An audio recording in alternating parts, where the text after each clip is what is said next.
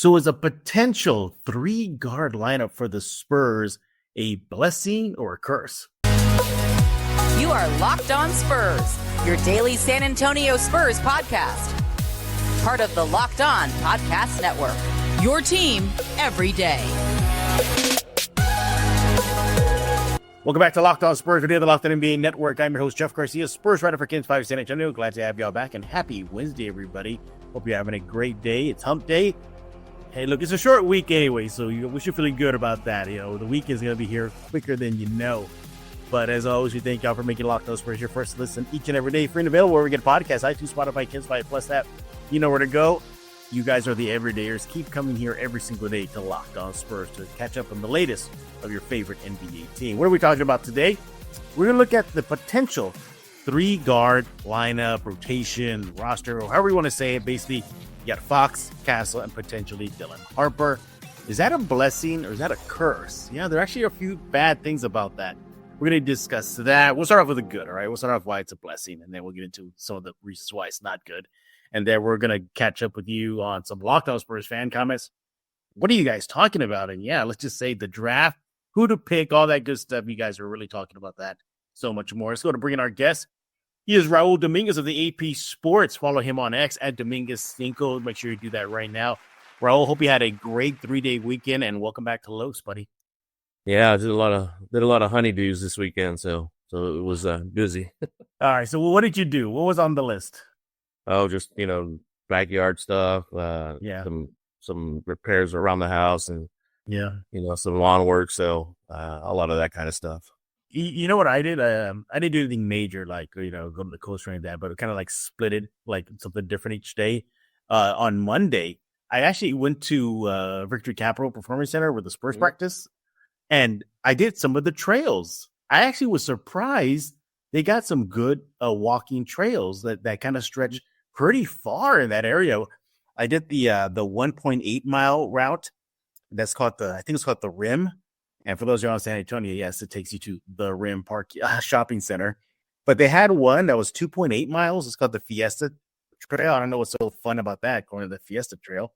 But it was 2.8 miles. So for those y'all who live in San Antonio, go out to the Victory Capital Performance Center. They actually have some great, and it's not just hiking, bro. It's like running paths too. I mean, they got it all there. I think it's not getting enough attention what the Spurs, SSNE has done, but the trails are there. And correct me if I'm wrong, bro, aren't they, at least Manu's kind of helping out, spearheading some sort of massive trail that leads to Austin? So I don't know. Yeah. Manu loves bike riding and hiking, so I can see him doing that. And the Spurs done a great job with that facility and everything that they're doing with it. They're making it, not just a shopping center and come once in a while for the Spurs games. I mean, they're having, I think they're having music festivals or concerts on certain nights, movie nights. So they're making it a great little spot to go to. Absolutely. Again, he is Raul Dominguez. Follow him on X at Dominguez5. Yeah, go out to the Victory Gap Performance Center, everybody. By the way, there's two of them. Don't get confused. My Uber driver and I, we all got confused. He took me to the actual Victory Cap Performance Center, like the corporate offices. And the facility that, where the draft parties and game watch parties are, that has a separate address. Like there's literally one, like say something Victory Capital Lane. Then there's one Spurs Way. That's the one you want to go to.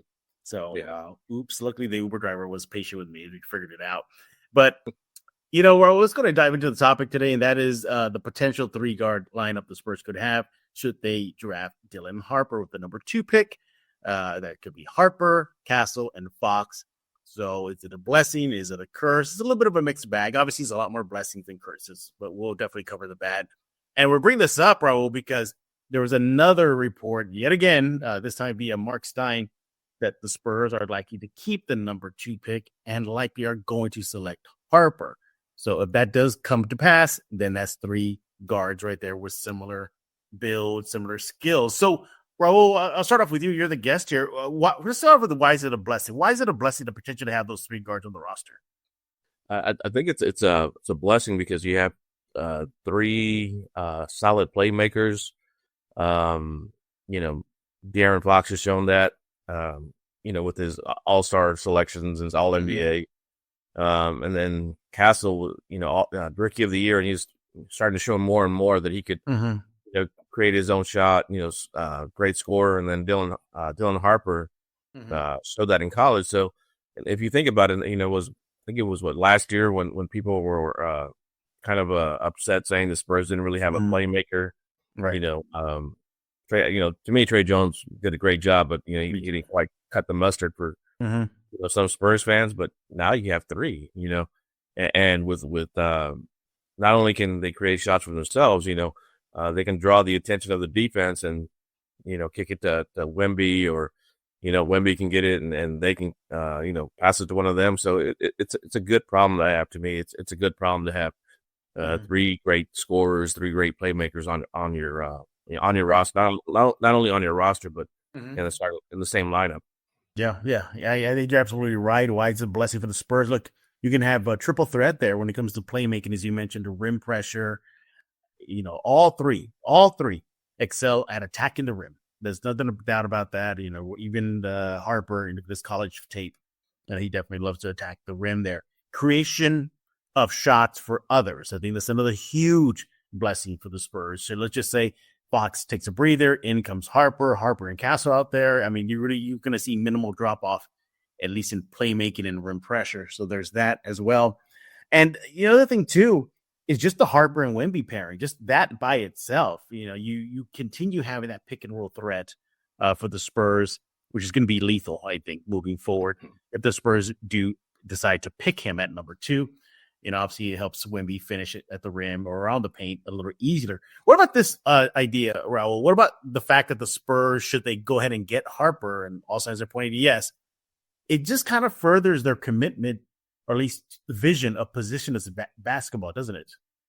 It does. The other thing it does is, Spurs have always long talked about picking the best player available rather than, the player that sort of fits where they need. Like they've talked about that, especially under Brian Wright. I think Dylan is, to me the second best, but I guess some people could argue that he's the top one, but obviously Cooper Flag there. So, but he's definitely top 2. So he'd be the logical choice as far as talent, the number 2 spot. So, you get that, and you'd obviously be a great selection. So to me, it does do kind of positionless basketball, but then it still kind of fits in the framework because De'Aaron has shown that he can play with Castle. I don't think it's a stretch to say he's going to be able to play with Dylan as well. De'Aaron's such a great ball player, such a smart ball player. I mean, some of the times he talk after the games and the little nuances that he'd see in the game, little different things that he'd talk about just as far as a opponent or a teammate. He's incredible basketball IQ. So I could definitely see him meshing well with Dylan as well. Absolutely. And here's the thing too, we're already seeing kind of a blueprint of this with 3-guard, 2 guards lineup that's thriving right now in the NBA playoffs. You got Halliburton and Andrew Nembhard. They're both ball handlers. They're thriving together. And then look at the Thunder. I mean, SGA, Wallace, Jalen Williams. Again, it's working for the Thunder, and hopefully it'll work for San Antonio should the Spurs get Harper. We were talking about positions basketball too, Raul. You forget, I mean, Harper's a big dude, man. He's about 6'5", 6'4", with about a 6'11" wingspan. Yeah. So he can play in the wing position if need be. And then obviously, we know that Castle definitely can do that as well. So you definitely see a lot blessing in that positionless basketball concept here.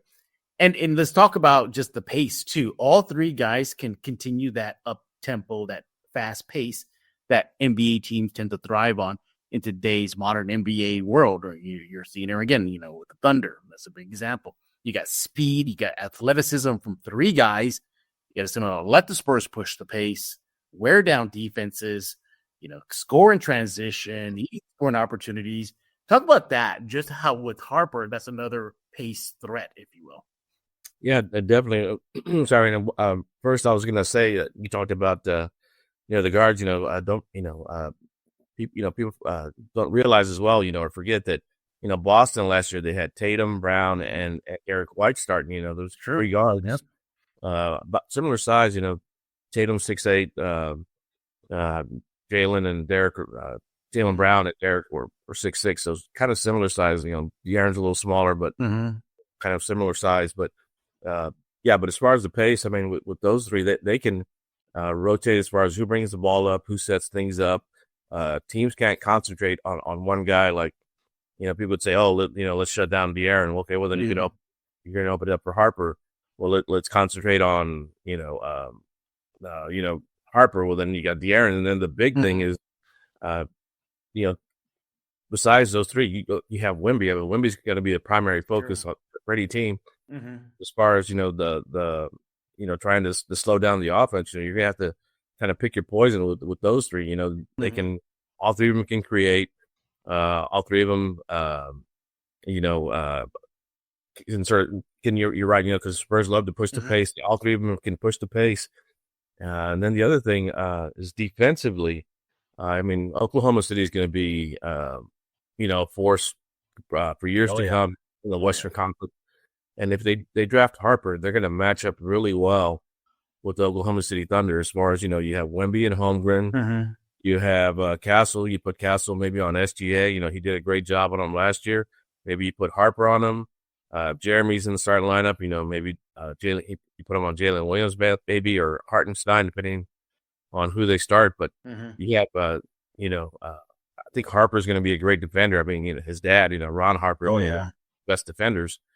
So I think that's the other thing is defensively. I think when you put Castle and Harper with potentially with Sohan and Wemby, that is an extraordinary defense.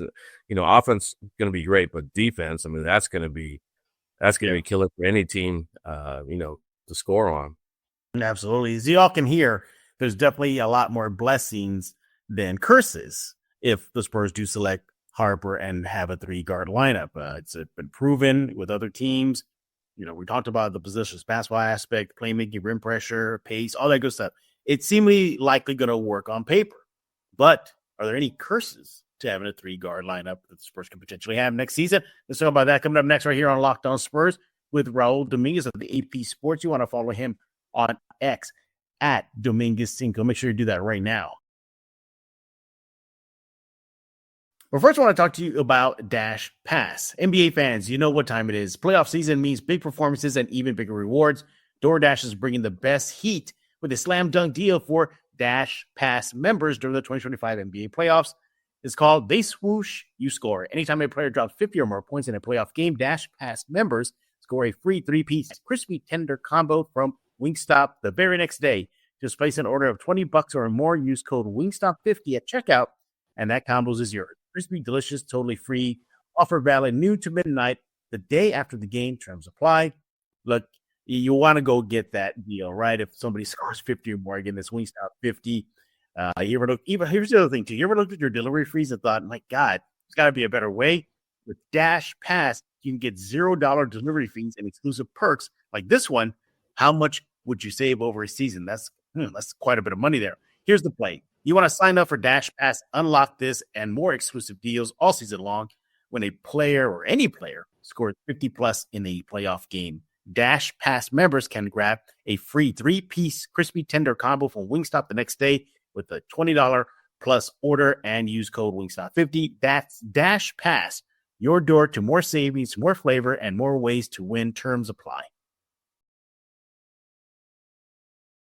Hey, this is Hot Rod. And I'm RC from the Cybertron Spurs. And you're listening to Locked On Spurs with Jeff Garcia. And we're back right here on Locked On Spurs with Raul Dominguez of the AP Sports. He is on X at Dominguez5.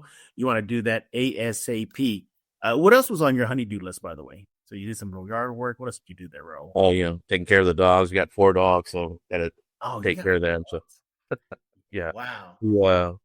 Got one from the animal care, the shelter. They're off of, it's over there by Mission Stadium, and then kind of got one, and then we got another one, and then we got another one. So look at that. Now I'm tinkering with the idea of getting a dog soon. Just still kind of, see if I'm ready for it. Feels like I'm having a kid, and I don't have kids, but that's what it feels like. But if I do, I know what I want. I want a bull terrier. Yeah. I want a bull terrier, like the Target dog, like on Target. Yeah, those are nice. Like, yeah. They seem calm, right? They seem calm. They're pretty chill. So yeah. Those breeds, I think they get that type of breed that gets a bad rep, but they're really, really loving. Yeah, they really, really are. All right. We are talking about, is it a cursing or a blessing? Which one is it? If the Spurs decide to go ahead and pick Dylan Harper, creating a Fox, Castle, and Harper combo in San Antonio. Now, the first thing we talk about the good, let's talk about the curses now. So, yes, there are some potential problems if the Spurs go this direction. And I think the first one is it's got to be positional overlap, right? And ball dominance. You cannot forget about that. First of all three guys are out there. There's only one basketball. Fox needs the ball in his hand. Castle needs the ball in his hand. Harper needs the ball in his hand. You see where we're going with that. They thrive with the ball in their hand, Raul. That's where they get their bread and butter. I mean, that's why Fox is an all-star, because he was able to score so much with the ball in his hand in Sacramento. Castle, again, showed potential to be a lead guard, and Harper likely will be the same coming to San Antonio. So you got three players with similar skill set. That could create some sort of issue, couldn't it, Raul? Yeah, potentially it could. I mean, as you said, they're all great with the ball in their hands. You look at Castle at the end of the season, with Wemby gone, he took on more of the offensive load, especially when De'Aaron went down. So and he thrived that. So all three of them definitely need the ball in their hands. They're all three great scorers. All three love to drive to the rim. But aside from, like they always talk about, there's only one ball, no matter how many scores you have, there's always only one ball. But the other thing is, I guess the big issue is, as great as they are and great as they could be, you still have Wemby. You still got to get Wemby the ball. To me, the offense has to go through Wemby. So potentially that could be a bit of a, not a conflict, but a bit of a problem at times. And the other thing is, who's going to close? De'Aaron, to me, De'Aaron's the obvious choice, because he has a history of it. But Castle kind of showed there late in the year, he's not afraid of taking a shot. And Harper, Harper seems like the kind of guard that's going to be able to close out games as well.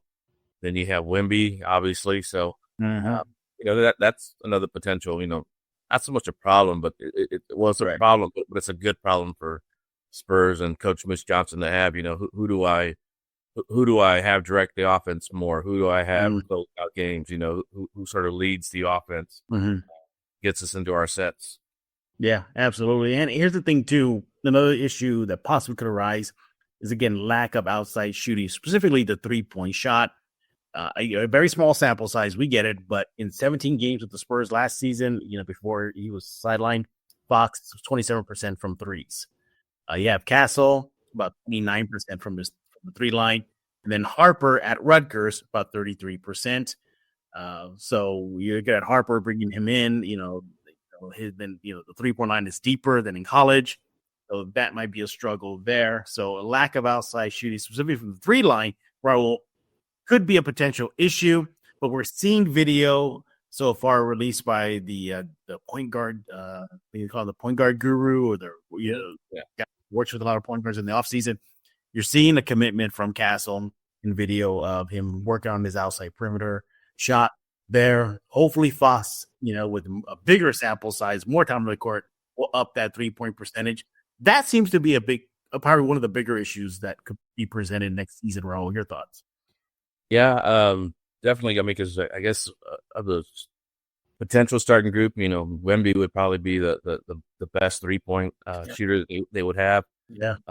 Not the ideal situation, for your 7 foot, 7'3", but I think it's gotten taller. I think maybe 7'4", 7'5" now. But right.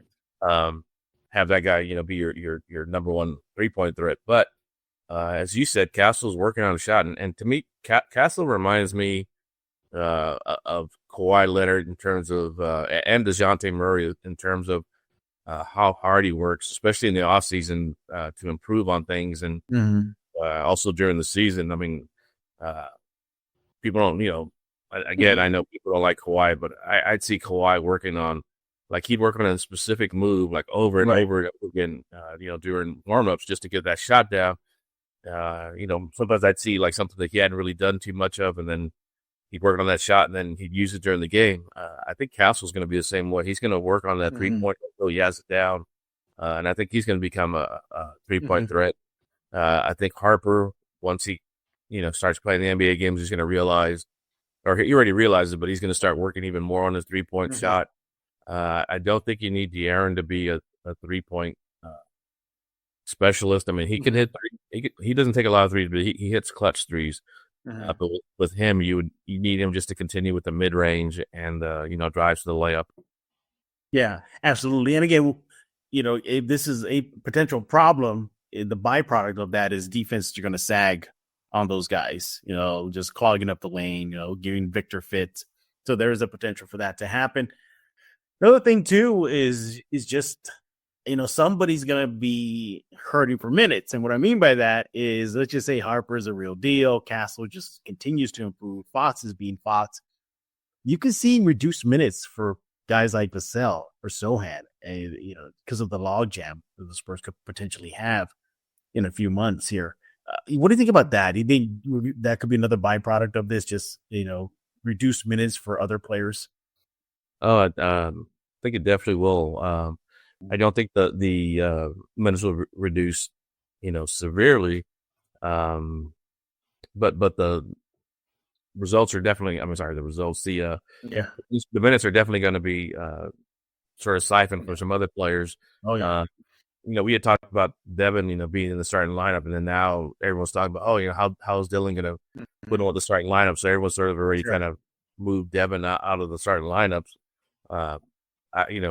Who knows? Maybe the Spurs come up with something creative where Devin can continue to start. But either way, his minutes are going to go down. But at the same time, Spurs in the Pop era have never been a team that plays guys a lot of minutes. Usually, maybe 30 minutes, 31, 32 minutes. I think is sometimes what the person with the most minutes has. I think that continues under Coach Mitch. So minutes will get spread around. But I think when and if they draft Harper, I think more so than Devin, I think I wonder what happens to, Malachi, Blake Wesley, guys like that, because their minutes were sort of reduced as it is with Chris Paul, but they're going to be even more reduced now with Harper's, young legs. So, I don't know if they stay with the team, if they trade them, or they just sort of languish on the bench. But, those Blake and Malachi are both good. They just need minutes. And to me, those are the guys that are going to be hurt the most as far as, minutes wise. Yeah, I'm right there with you. I think those guys are going to really feel the pinch. I mean, who knows if they're even on the roster by next season's start. There's that as well. But the good news is that there are ways to circumvent these issues. You can obviously stagger the guys. Harper, you're the rookie, so you're coming off the bench. Fox, Kessler, here you go. So there's that. Again, the position was basketball. A Barnes, let's manage your minutes, your workload here. 3 guys get out there. So there's ways around this. So the Spurs could thrive with these 3 guards. But the long-term potential is there if it all works out. I mean, there's no doubt about that. It's going to be good. It's going to be fun. It's going to be exciting games the next season should the Spurs go ahead and pick Harper. Of course, we got to caveat all this. The draft is still weeks and weeks ahead, so anything could happen between now and then. But barring anything crazy, the only crazy thing I could think of, bro, if Dallas picks Harper number 1. Yeah. Can you imagine that? And I would not be that surprised if we went that way. What do you think?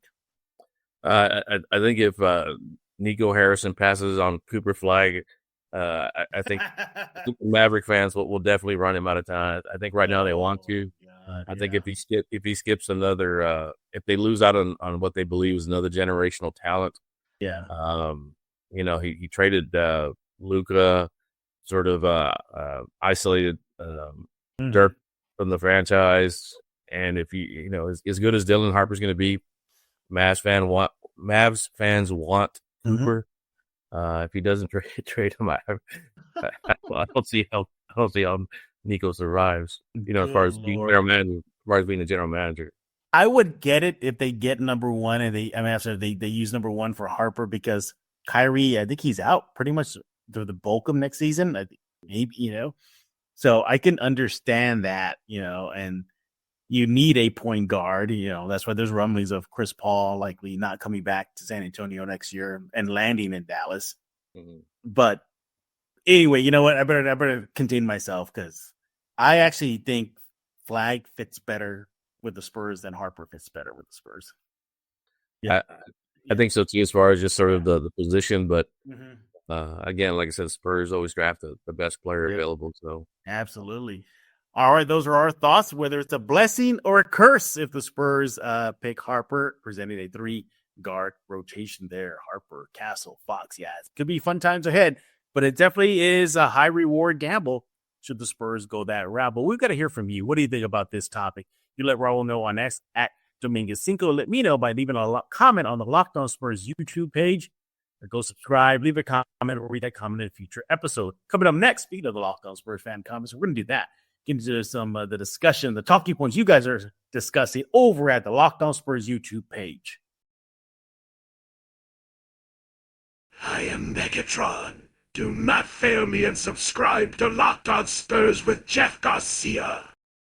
And we're back right here on Locked On Spurs, joined by Raul Dominguez of the AP Sports. He is on X at Dominguez5. You know, fans, send him a message. Maybe he'll do something on your to-do list. He's on a roll right now. Might as well. Maybe like get yard work done, walk the dogs, eat him. He'll maybe charge you a little bit, but but his services are unique and he puts personal touch. So maybe get a little side gig there for you, Raul. I was going to say, I said I did them. I didn't say I did them well, but exactly. It reminds me of a big comedian, Ray Romano, back like his peak power days. Yeah, he talked about ways of getting around the honey-do list and to-do list. He said that one time his wife sent him out to go get eggs and like milk, just grocery list stuff. He said he just came back with a hammer. And then I think his wife never again said, "You're never doing this again." So little by little, he would just wreck them, you know, like do the complete opposite. And like he never had to do those to-do lists again from his wife. All right, it's time for you guys. We're going to highlight the Locked On Spurs fans. Again, you guys are leaving a lot of comments on the Locked On Spurs YouTube page. Go subscribe, by the way, if you haven't done so already. We're going to look at some comments here. We're going to pick out one here, see which one catches my eye. Drum roll, please. Okay. Here we go. This is from Just Hoops 1. This is what he has to say, or she has to say, Raul, regarding your silver and black. It says, Wemby is a center, and I think it would be dumb to put him in the 4 spot, especially with how it worked out the first half of his rookie year. As far as the bench, we definitely need a backup center, but I think Sohan's play style and versatility in today's game is a perfect complement to Victor at the 4 spot if his shot comes around. He or she left a lengthy thesis, so I can't read it all. It'll be here forever. But what do you think about that? Wemby, a center, a four guy, you know, should the Spurs just come in and make Sohan the default 5 until further notice if they go get somebody at the 5 spot? Or is Wemby, he's just kind of a basketball player regardless of position? What do you think?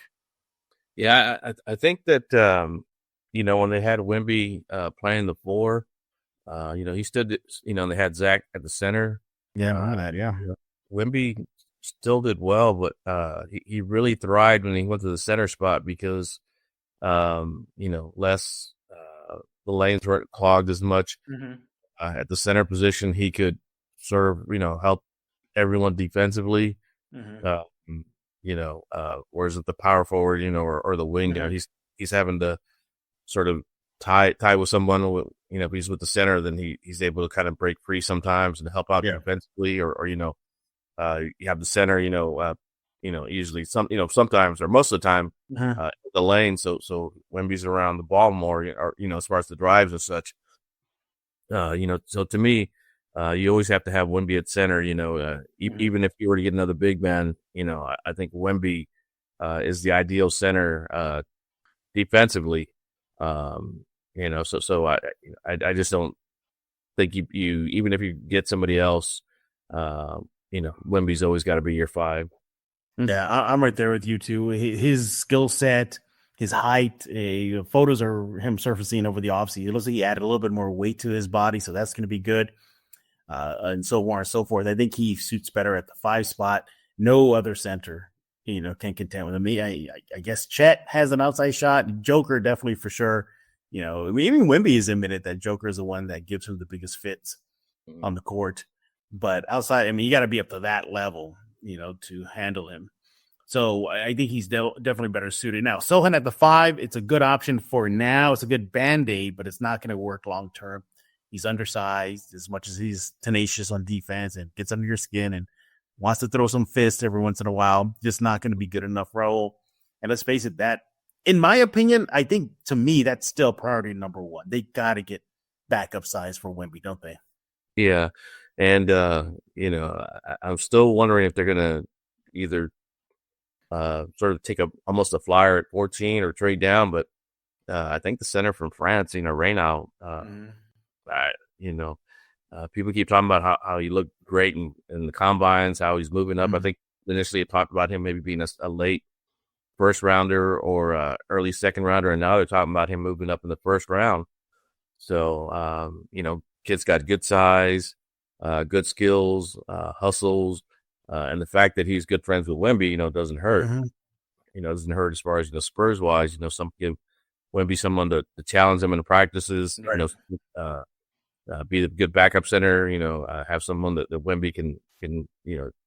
He talked. Obviously he's good friends with everyone on the team, but having somebody you can speak your native language to all the time helps. So they definitely need more size.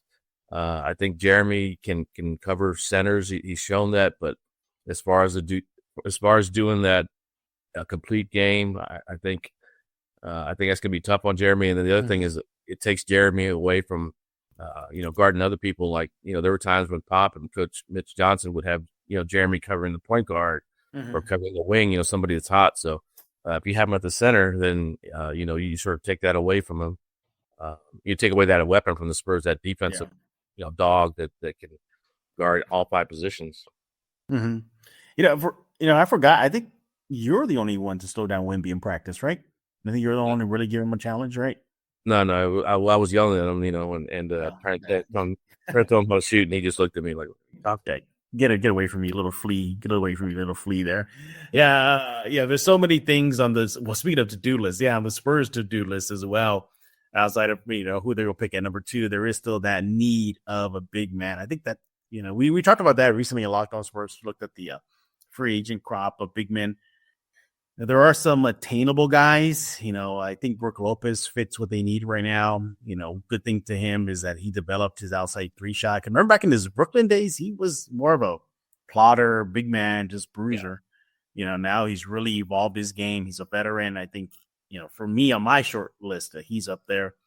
Then you got dream picks, like Miles Turner, Indiana. I don't think he'll leave.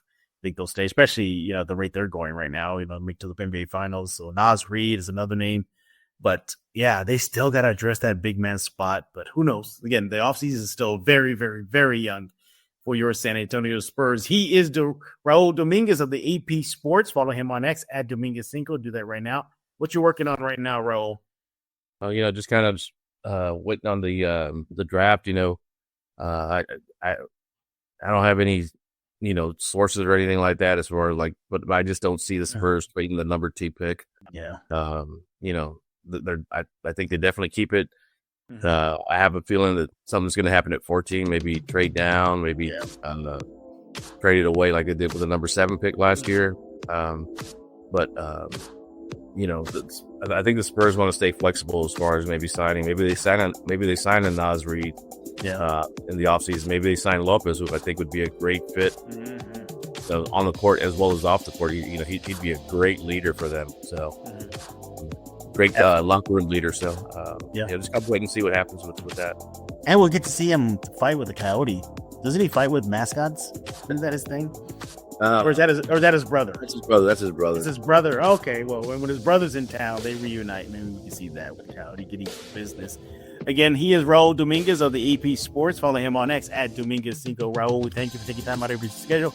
Join us here on Locked On Spurs in this off season for the Silver and Black. And everybody else, we thank y'all for making Locked On Spurs your first listen each and every day. You guys are the everydayers. Keep coming here to Locked On Spurs, where we get you through it. And anticipation for the draft.